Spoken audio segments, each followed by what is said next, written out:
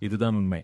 இந்துக்களின் மக்கள் தொகை எங்கெல்லாம் குறைகிறதோ அங்கே இந்துக்கள் சாவார்கள், தேசம் உடையும். அதனால் மக்கள் தொகைதான் தேசத்தின் விதியை நிர்ணயிக்கிறது என்றால் அது நமக்கு சாதகமாக அமையலாம். இந்துக்களின் எண்ணிக்கை குறையும் போது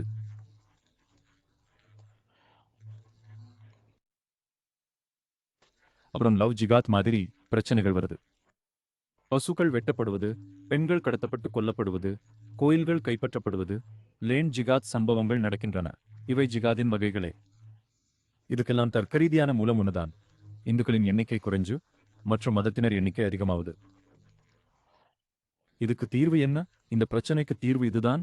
நாம அதிக எண்ணிக்கையில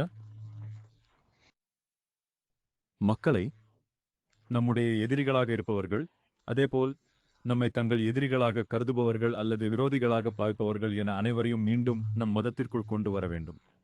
முஸ்லிம்களும் கிறிஸ்தவர்களும் உலகிலுள்ளோரை தங்கள் மதத்திற்கு மாற்றும் வரை மோட்சமோ விடுதலையோ இல்லை என அறிவித்துள்ளனர்.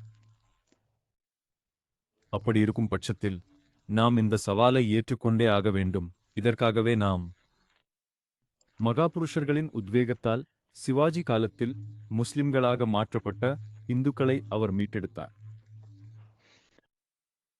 மகாராஜா ரஞ்சித் சிங் காலத்திலும் இதுபோல நடந்தது. இந்துக்களிலிருந்து முஸ்லிம்களாக மாறிய சிலரை மீண்டும் இந்துக்களாக மாற்றினார்கள். அதுக்கப்புறம் சுவாமி தயானந்த சரஸ்வதி மீண்டும் சுத்தி இயக்கத்தை நடத்தினார்.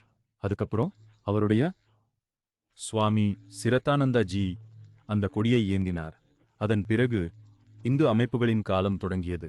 விஸ்வ ஹிந்து பரிஷத், ஆரிய சமாஜ் போன்றவை